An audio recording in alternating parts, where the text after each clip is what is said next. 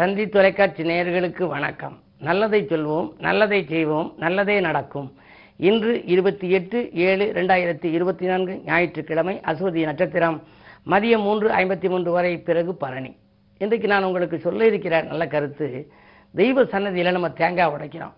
தேங்காயின்னு பேர் வச்சிருக்காங்களே, எதனால பார்த்தீங்களா? தேங்கிய காரியங்கள் விரைவில் நடக்கிறதுக்காக ஒரு உபயோகப்படுத்துகிற ஒரு பொருள், அதனால தேங்காய் அப்படின்னு வச்சிருக்கலாம். இப்போ வாழைக்காய்னு பேர் வச்சுருக்காங்க. நம்ம வாழ வைக்கின்ற காய், வாழை மரம்னு எடுத்துக்கிட்டால் எல்லா பகுதிகளிலும் நமக்கு உபயோகப்படும். பழமும் உபயோகப்படும், காயும் உபயோகப்படும், அதே நேரம் வாழை தண்டு உபயோகப்படும், இந்த நார் கூட உபயோகப்படும். எல்லாமே நமக்கு உபயோகப்படுது. ஆகையினாலே தான் தியாக வாழ்க்கை வாழ்வது வாழை. நம்ம ஒரு கல்யாண வீட்டுக்கு போனால் வாழை மரம் கட்டியிருக்காங்க. உன்னுடைய வாழ்க்கை தியாக வாழ்க்கையாக இருக்க வேண்டும் அப்படின்னு சொல்லி தெரிவிக்கிறதுக்காக இங்கே வாழை மரத்தை அந்த முன்னால் கட்டி வைக்கிறாங்க. அது மாதிரி தேங்கிய காரியம் விரைவில் முடிகிறதுக்காக உடைக்கப்படுகிற ஒரு பொருளாக அந்த தேங்காய் இருக்குது. இந்த தேங்காயை நம்ம கோயிலில் உடைக்க போகிற போது சன்னதியில் சமமாக உடைஞ்சிச்சு அப்படின்னா செல்வம் பெருகுமா, ரொம்ப நல்லா இருக்குமா. தேங்காய் சம அளவில் உடைஞ்சிச்சு அப்படின்னா நினைத்ததெல்லாம் நடக்கும். சரி, அதில் 1/3 பங்கு உடைஞ்சிச்சு அப்படின்னா மகிழ்ச்சி கூடுதலாக இருக்குமா. 1/3 பங்கு, ஒரு பக்கம் பெருசு ஒரு பக்கம் சின்னமாக இருந்தாலும் பரவாயில்ல. ஆனால் ஓடு தனியாக கலண்டு போணுச்சுன்னா நிச்சயமாக துன்பம் சேருங்கிறாங்க. ஓடு தனியாக போய் தேங்காய் தனியாக வந்துச்சு அப்படின்னா ஏதோ ஒரு சம்பவம் நடக்க போகுது, அசம்பாவிதம்னு அர்த்தமா. சரி, தேங்காய் குறுக்கு வாட்டில் உடைஞ்சிச்சு அப்படின்னா குடும்பத்தில் யாருக்கும் ஆரோக்கிய தொல்லை வரப்போகுது, மிகப்பெரிய அளவில் மருத்துவ செலவு வரப்போகுதுன்னு அர்த்தம். குறுக்கால வெடிச்சிச்சு அப்படின்னா. தேங்காய் நீள வாட்டில் உடைஞ்சிச்சு அப்படின்னா உறவினர்களுடைய அந்த பகை துன்பங்கள் எல்லாம் ஆட்கொள்ளுமா. அதே நேரம் பல சில்லா உடைஞ்சிச்சின்னு வச்சுங்க, தேங்காய் உடைக்கிற போது ஏராளமான பிரச்சனைகளை சந்திக்கிறாப்பில் வந்துடுமா. தேங்காய் தேரையாக போச்சு அப்படின்னா நினைச்ச காரியம் நடக்கிறதுல தாமதப்படும். அசம்பாவிதம் நடக்காமல் இருக்க உடனே புதிது வாங்கி உடைப்பார்கள். தேங்காய் உடைப்பதிலே கூட இவ்வளவு நுணுக்கமான கருத்துக்களை எல்லாம் முன்னோர்கள் சொல்லி வைத்திருக்கிறார்கள் என்பதை தெரிவித்து இனி இன்றைய ராசி பலன்களை இப்பொழுது உங்களுக்கு வழங்கப் போகின்றேன். மேசராசி நேயர்களே, பக்கபலமாக இருப்பவர்களால் பணவரவு கிடைக்கின்ற நாள் இந்த நாள். உங்களுக்கு பல பணிகள் பாதியில் இருக்கிறது என்று கவலைப்படுவீர்கள், ஆனால் அவை இன்று முடிவடையும். உங்களுடைய ராசிநாதன் செவ்வாய் 2ஆம் இடத்திலே வியாழனோடு கூடியிருக்கின்றார். அது மட்டுமல்ல, சுகஸ்தானத்திலே சூரியன், புதன், சுக்கிரன், புத ஆதித்ய யோகம் இருக்கிறது. கல்வி சம்பந்தமாக, கலை சம்பந்தமாக ஏதேனும் முயற்சி எடுத்தால் அதில் வெற்றி கிடைக்கும்.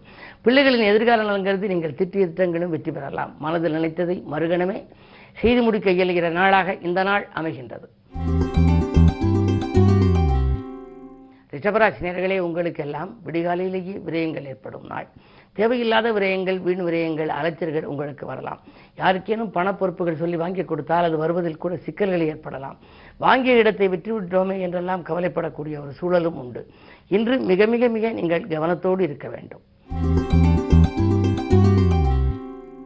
மிதுனராசி நேயர்களே, உங்களுக்கு அதிகார வர்க்கத்தினரை அனுசரித்து செல்ல வேண்டிய நாள். அருகில் இருப்பவர்களால் உங்களுக்கு ஆதாயம் கிடைக்காது, விரயங்கள் தான் உண்டு.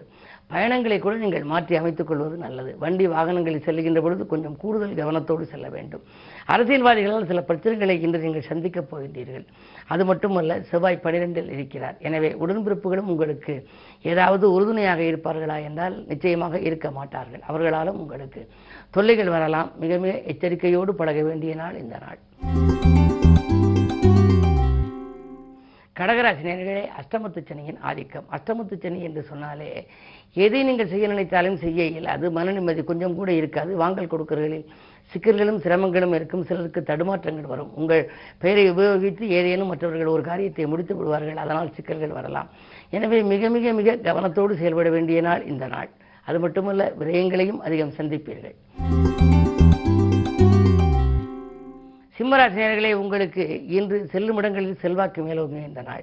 திடீரென்று தனவரவு உங்களுக்கு வரலாம். நீண்ட நாளாக பேசி வந்த ஒரு புதிய முயற்சி இன்று கைகூடப் போகிறது. உத்தியோகத்தை பொறுத்தவரை உங்களுக்கு இன்று விடுமுறை நாளாக இருந்தாலும் கூட மேலதிகாரிகள் தொலைபேசி வாயிலாக உங்களுக்கு பேசி பாராட்டுவார்கள். கூடுதல் பொறுப்பையும் தருவதாக சொல்வார்கள். இன்று உங்களுக்கு ஒரு இனிய நாள். நட்பால் நன்மை கிடைக்கின்ற ஒரு நல்ல நாளாகவே இந்த நாளை கருதலாம். கன்னிராசி நேயர்களே, எதிரிகளின் தொல்லை அதிகரிக்கின்ற நாள். இதை செய்வோமா அதை செய்வோமா என்றெல்லாம் நீங்கள் நினைப்பீர்கள், ஆனால் எதுவும் செய்ய இயலாது. சந்திராஷ்டமம். சந்திரபலம் குறைகின்ற பொழுது அருகில் இருப்பவர்களை அனுசரித்து வைத்துக் கொள்ள வேண்டும். விரயங்கள் மிக அதிகமாக இருக்கும். 1 மடங்கு வரவு வந்தால் 2 மடங்கு செலவாகலாம். உடன் இருப்பவர்களும் உடன்பிறப்புகளும் உங்கள் மீது குறை சுமத்துவார்கள், குற்றம் சுமத்துவார்கள். என்ன இருந்தாலும் நிம்மதி எல்லளவுக்கு கூட கிடைக்காத நாள் இந்த நாள். துலாம் ராசி நேயர்களே, உங்களுக்கெல்லாம் இன்று விரயங்கள் கூடுதலாக இருக்கும் நாள். விலை உயர்ந்த பொருட்களை வாங்கி மகிழ்வீர்கள். வீடு மாற்றங்கள் பற்றியும் நாடு மாற்றங்கள் பற்றியும் சிந்திப்பீர்கள். பிள்ளைகளால் சில பிரச்சனைகள் உங்களுக்கு வரலாம். மீண்டும் தலைதூக்கும். என்ன இருந்தாலும் பிள்ளைகளை உங்கள் கண்காணிப்பில் வைத்துக் கொள்வது நல்லது. அவர்களுடைய எதிர்காலம் கருதி நீங்கள் தீட்டிய திட்டங்கள் வெற்றி பெறுமா என்றால் அதுவும் சந்தேகம்தான். எந்த புது முயற்சி செய்தாலும் அனுபவஸ்தர்களின் ஆலோசனைகளை கேட்டு செய்வது நல்லது. விருச்சிக ராசி நேயர்களே, புதிய ஒப்பந்தங்கள் வந்து சேர்கின்ற நாள். புகழ்மிக்கவர்களை சந்தித்து மகிழ்வீர்கள். போன் மூலம் வருகிற தகவல் நல்ல தகவலாகவே இருக்கும். வியாபாரத்தில் கணிசமான லாபம் கைகளிலே புரளும். அது மட்டுமல்ல, சொத்துக்கள் வாங்குவது விற்பது பற்றியும் நீங்கள் சிந்திப்பீர்கள். என்ன இருந்தாலும் உங்களுக்கு இடமாற்றங்கள் பற்றிய சிந்தனை மேலோங்கி இருக்கும்.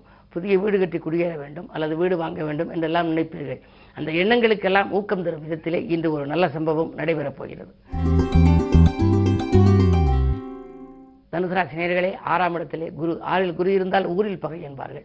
எனவே பகைக்கு மத்தியில் உங்கள் வாழ்க்கை அமையும். விமர்சனங்களால் உங்கள் வாழ்க்கை வேதனைப்படும். வியாபார மாற்றம் பற்றிய சிந்தனையும் உங்களுக்கு மேலோங்கலாம். 3இலே சனி வக்கரம் என்பதால் உடன்பிறப்புகளின் அனுசரிப்பு கொஞ்சம் குறையலாம். நீங்கள் தான் விட்டுக் கொடுத்து செல்ல வேண்டும். என்ன இருந்தாலும் விட்டுக் கொடுப்பவர்கள் கெட்டுப்போவதில்லை என்பதை நினைவில் கொள்ளுங்கள்.